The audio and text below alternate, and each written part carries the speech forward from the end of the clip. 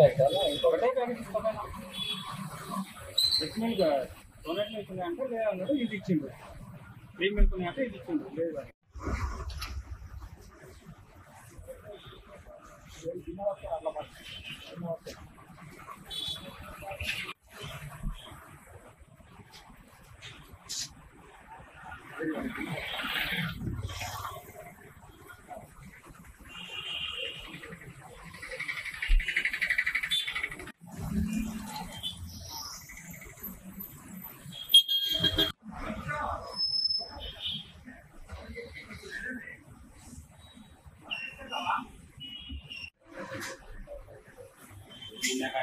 చీమలు అన్నీ వచ్చినాయి.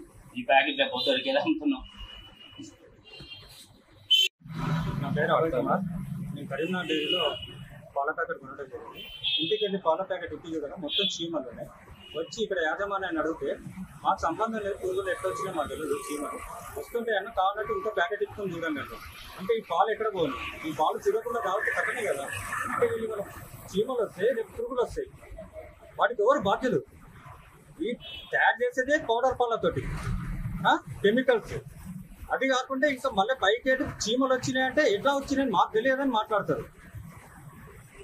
ఎందుకు మనుషులతో చెలగాటాలు ఆడుతారు, మనుషుల ప్రాణాలతో? చిన్న పిల్లలు ఉంటారు, వాళ్ళు తీసుకుపోతారు, వాళ్ళు తాగిస్తే ఏమవుతారు? ఈ పురుగులు చూడకుండా రాత్రి కూడా కరెంట్ లేని వాళ్ళు ఎన్ని ఉన్నారు చాలా మంది. కరెంట్ పోతుంది, ఆ టైంలో పాలు పోసుకొని తాగితే ఏంటి వాళ్ళ పరిస్థితి? ఎక్కడ పోతారండి? దీనిపైన ఖచ్చితంగా ప్రభుత్వం చర్య తీసుకోవాలి. డైరీ మూసే వరకు ఇక్కడ నేను పెద్దపల్లిలో ఈ పాల కేంద్రాన్ని నడవనీయకుండా చేస్తాను.